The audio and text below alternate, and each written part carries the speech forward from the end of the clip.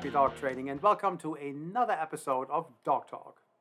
Today, we're going to talk about dog myths, things that are not true, but that people continue to believe and that even are propagated still to this day. And there's on some of these, there's whole podcasts on why and what you should do and shouldn't do, but some are just like quirky little things that just are very persistent in the world, and we're going to talk about them and dive into why they are not really true. So, let's start with the first one. Don't take your puppy out before all the shots are complete. That is something that veterinarians often, not all veterinarians, but many say to dog owners and don't do that. But there are other veterinarians who don't give that advice. So that right there is why does one group say that and the other one doesn't? Well, it's not really true. Don't think of it in the way that we do it with our own children. So you have a baby, well, you're going to take it out in the stroller and roll it around and get it some fresh air, but you don't expose the baby to dangerous things and lots of strangers and a lot of environments where you don't know what's in the environments, but you still take it out and you just do it in a safe way. And that's exactly what you should be doing with your dog. You should do it in a safe way. You shouldn't do it in an unsafe way. Meaning, you do it in a way that the likelihood of any kind of infection is absolutely minimal. Don't let your puppy sniff the poop of other dogs. Don't let it go to the tree everybody pees on. Don't let it go to the field all the dogs running around. Don't take it to the dog park.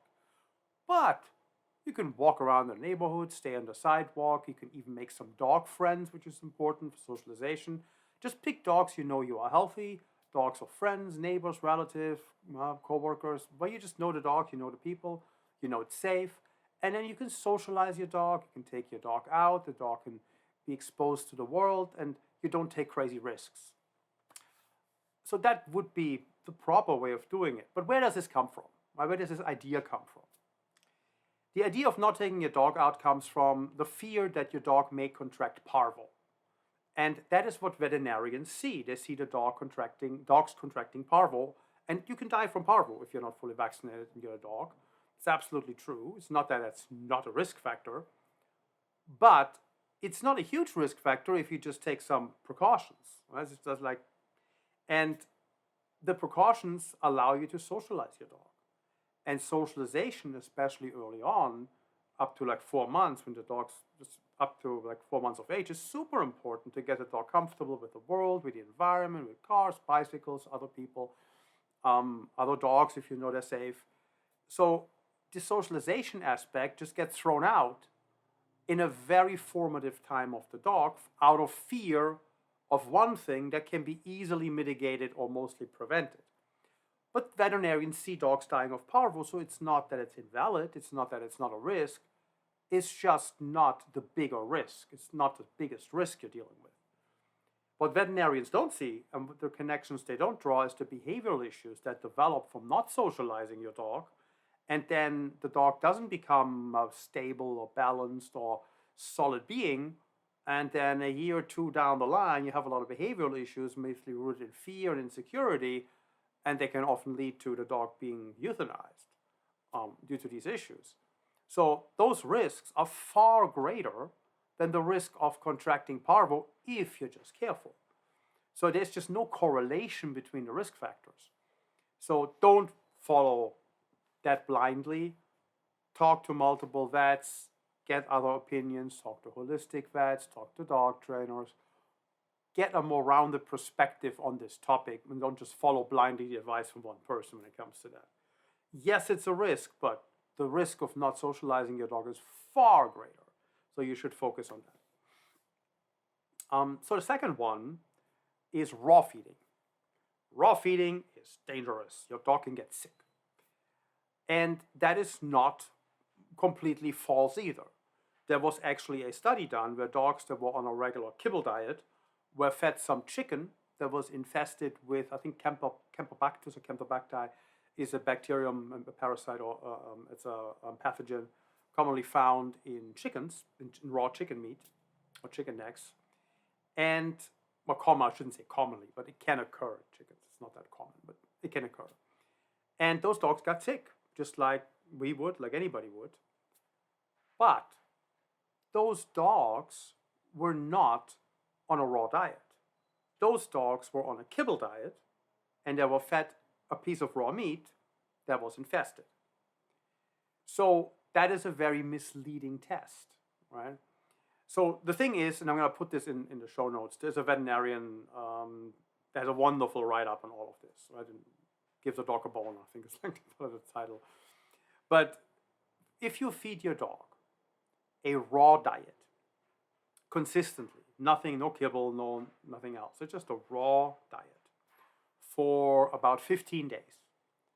After 15 days, the stomach acid in your dog's stomach will go back to its natural state of a pH of 2.0, which is what it should be.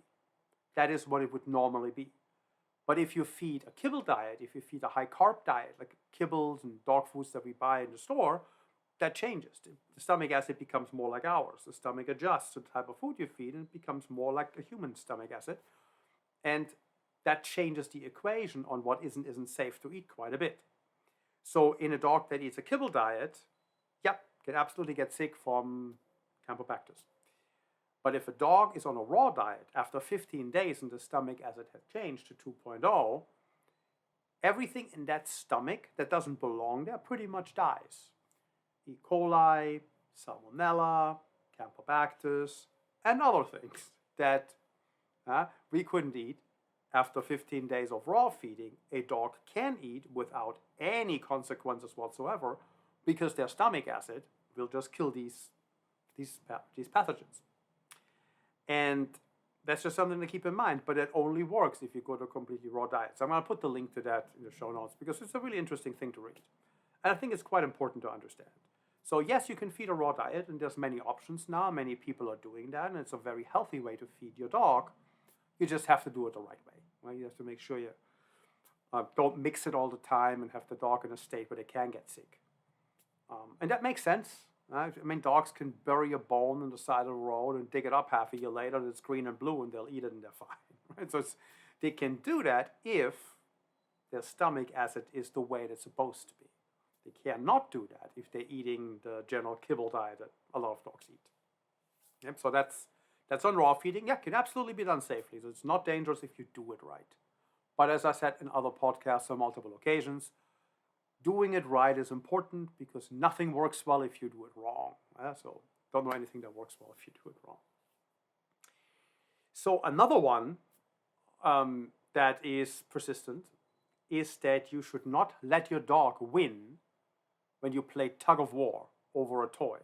So letting your dog win will make them more aggressive. I was accused of saying that at one point. I actually never said that. I said something, if you let your dog win a lot, it may have some consequences, but that's not even true either. So at that point, I didn't understand that yet. That was quite a bit of time ago. But you can absolutely let your dog win when you play a game. Absolutely does not make your dog more aggressive. It makes the game more fun. A game is only a game if both players enjoy it. And if only one side wins and only one side has the ball and only one side has possession, that's a crappy game. So the dog will probably not want to play that game. So letting your dog win when you play tug of war, if that's the game you're playing, is an important part of the game. You just teach rules as part of the game so you don't have any problems when you do that. So absolutely in play, you can let your dog win. You can let your dog have the toy. In fact, you should let your dog have the toy. It's vital that your dog gets the toy a good amount of time as well and takes it from you. It's a possession game. If there's no possession on part of your dog, he's going to hate that game. He's not going to play with you. He's going to stop. It's going to become boring. So absolutely let your dog win while playing tug of war. Just do it the right way, learn how to do it correctly, and there's no problem whatsoever. So it does not make your dog more aggressive. So that was myth number 3. So myth number 4, don't let your dog walk ahead when you walk your dog. Very persistent myth. Complete nonsense. So think just rationally, what do dogs do with people and who is in charge of the operation? So a police dog that is sent into a building for a building search obviously runs ahead. A drug dog runs ahead. A guide dog for the blind runs ahead. A service dog walks ahead, guiding a person. In a dog pack or a wolf pack, the most skilled hunter will take over instead of the pack leader and lead the hunt. And afterwards, it just switches back. In none of these scenarios is there any kind of confusion of who's in charge of the operation. The walking ahead part is not relevant to that. Your dog can walk ahead. Makes no difference whatsoever. Doesn't mean you should let the dog drag you down the street. Right? You should train him to not do that, not pull on the leash and things like that. I'm not saying you should just let him drag you all over the place. No. But walking ahead, walking behind, sniffing something, enjoy yourself, be a dog. Yeah, of course. There's nothing wrong with that. There's no problem whatsoever. So that's perfectly fine to do. So this is an idea that was probably propagated on TV.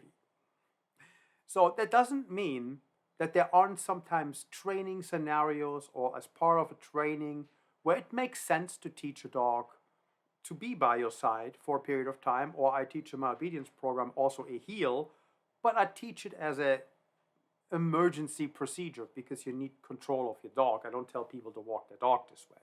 The heel means you stay by my side. We have to get past something. There's a bicycle, there's a dog, there's a child. I don't know what's going to happen. I need you here. I need control.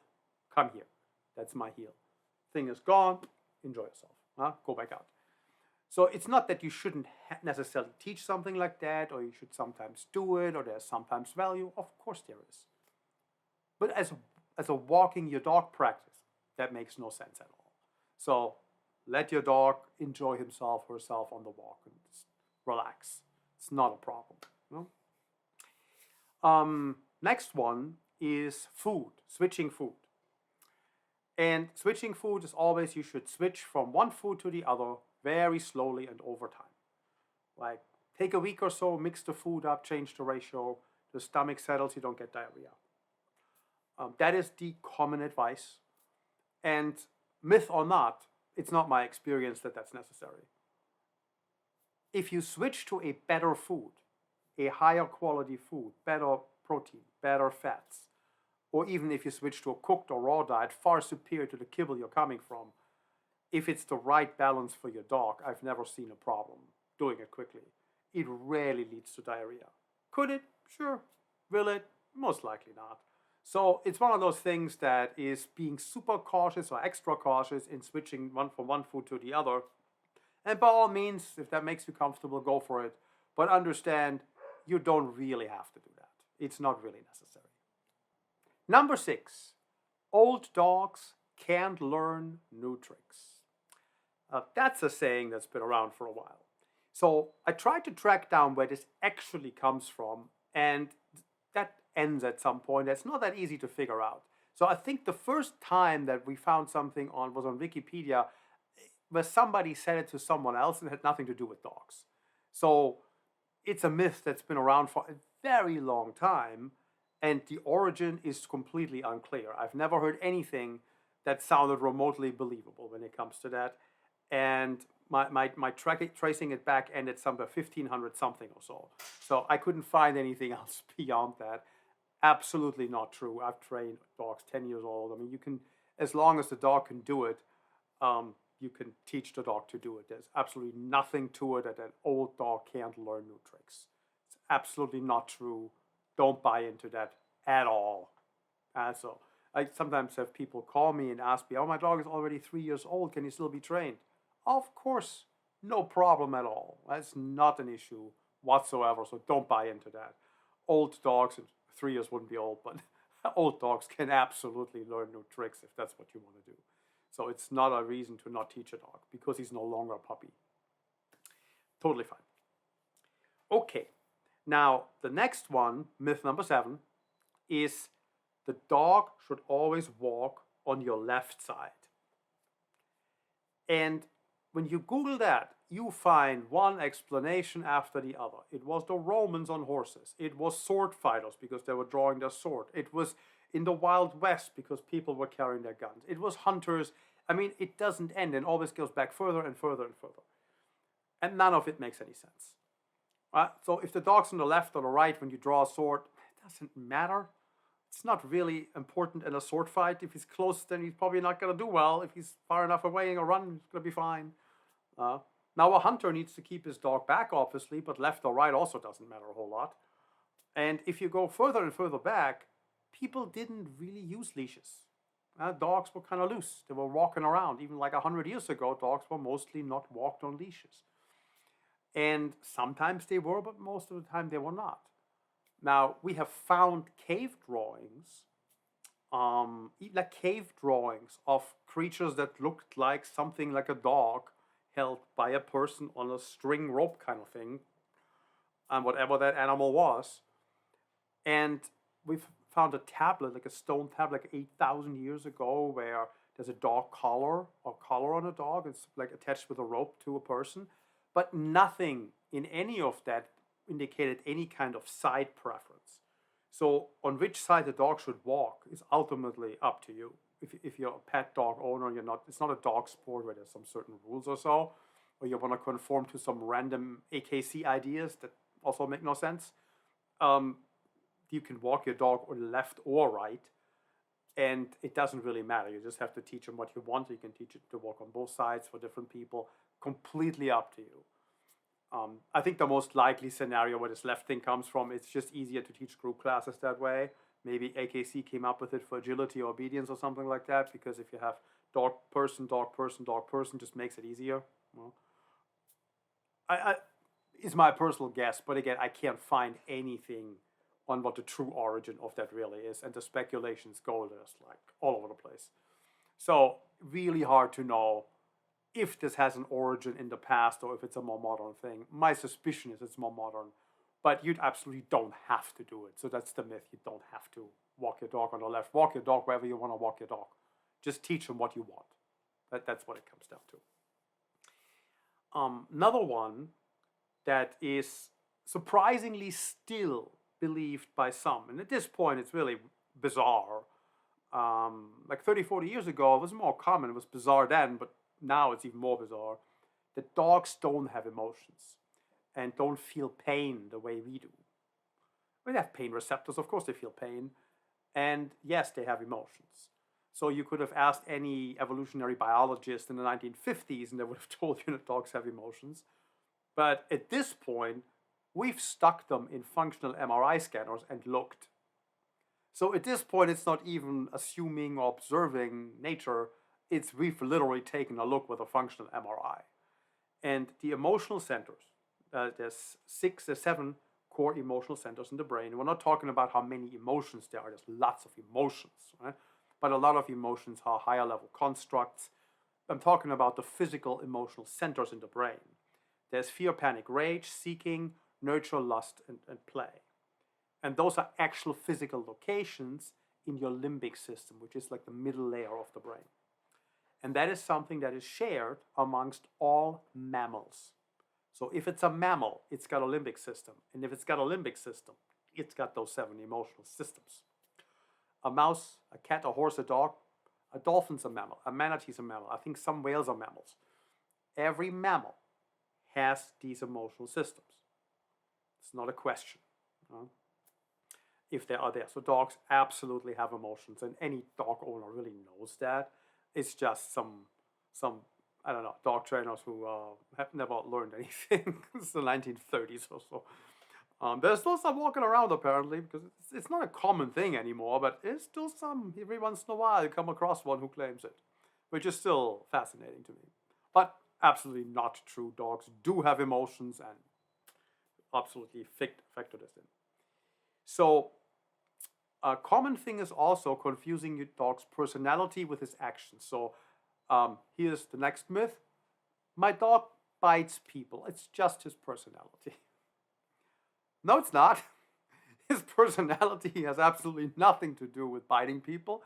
Biting people is completely unacceptable, and his personality is not the reason for that.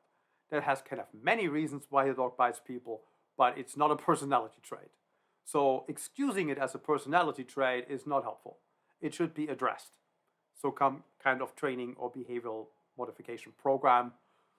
It's not something you should brush aside of. That's just who he is. He likes biting people. No, that's not who he is.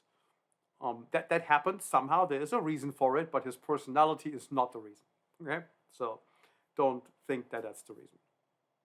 Myth number 10: dogs are stupid. Well, no, they're not. And I can just say that, and you're like, what's the evidence for that? So I'm also going to put a link to some videos of Chaser in the show notes. They're on YouTube. You can watch them.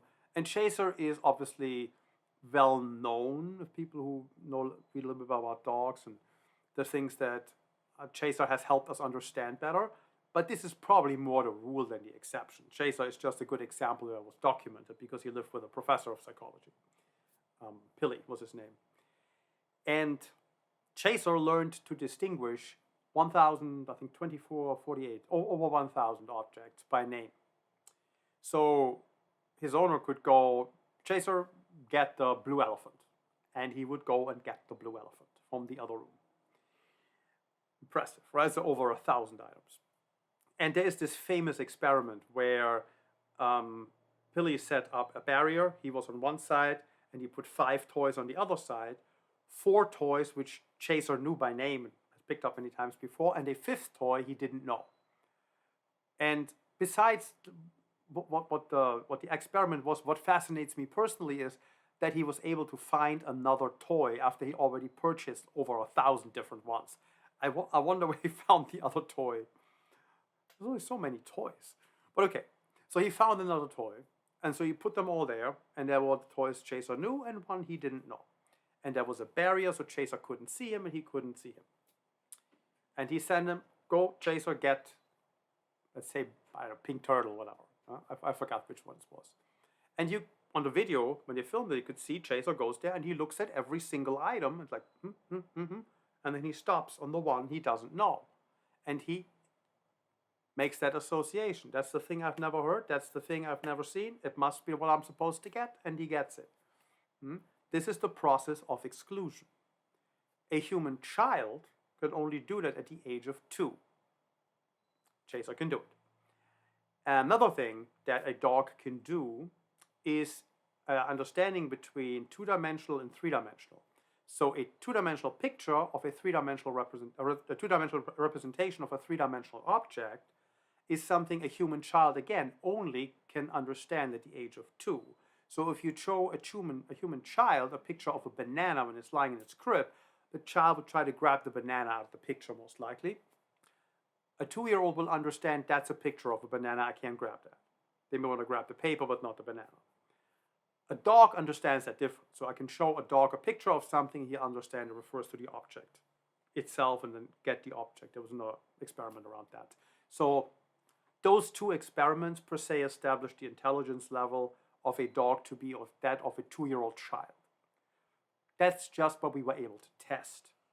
Anyone who lives with dogs, especially when you live with dogs for herding group, like smarter breeds, you know there's a lot more going on than that.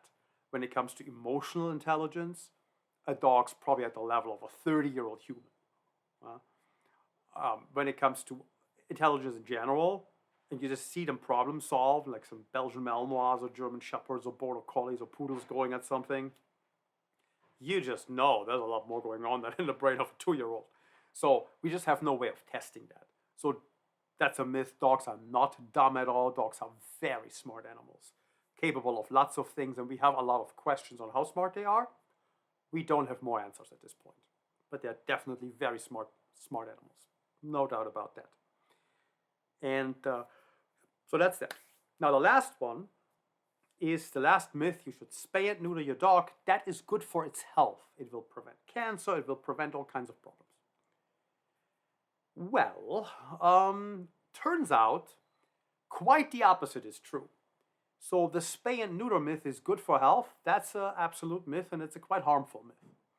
So we know from some studies that were done at UC Davis around 2012, 2013, and 2015 on golden retrievers, Labrador retrievers, and German shepherds, where they looked at diseases in the dogs and veterinary records and based on spay and neuter ages. And they determined that you basically shouldn't spay or neuter anybody before the age of 1. because the impact on the hormonal system, on the endocrine system, is just tremendous, and you get urinary tract infections, you get increased rates of cancer, you get increased risk of joint disease, of hip dysplasia, and all these things that we're trying to avoid. So spaying and neutering before the age of 1, really bad idea for the breeds they looked at. Another thing was with the female golden retrievers, especially when you're spaying before and after the age of 1, and there was cancer risk in particular. So if you spay before, it was neuter, spay and neuter. Females, it's the females. I'm just talking about females. So with the spaying. So with the female golden retrievers, if you spay before the age of 1, you have like a 500, 600% increase in cancer risk. If you spay after the age of 1, it's only a 300% increased risk. Good choices. Basically, if you have a female golden retriever, don't spay that animal. No? I would generally advise people at this point to not spay and neuter unless you have to. It's a thing we do here in the United States a lot, but it's not necessarily healthy or smart. In other countries, it's actually illegal to spay and neuter dogs. Now, what you can do, in Germany, for example, you can't go and take out the endocrine system. You can't do that. What you can do is you can achieve sterility by doing an ovarian sparring spay or a vasectomy. Basically, tying the tubes and cutting the cord just like you would do in a human. And that you can do. So that's the common procedure, for example, that you find in other countries where the rules are different. And you can also get that here. You just have to go to a board-certified veterinarian who are able to perform these procedures, and they will cost a little bit more, but not like tremendous amount of money more, just a couple of $100 more. And from a health perspective, absolutely something I personally advise my clients to consider. Everybody ultimately does what they want to do, but I usually recommend that at this point. Sterility is a good goal. Taking out the endocrine system, not so much, given what we know about the health downsides. So the myth is there is a health benefit to spaying and neutering. There is not. There is a downside to that. And that's been pretty well established in the UC Davis studies that I have. And you can find those in our spay and neuter article, which I will link to also in the show notes. Okay, so those were the dog myths that we wanted to discuss today. I hope you enjoyed them. If you have any other dog myths you would like us to talk about, you can send them in, and we'll make another episode with more myths in the future. And I hope you find it interesting, you got something out of it, and enjoyed it. I'll see you next time. Bye!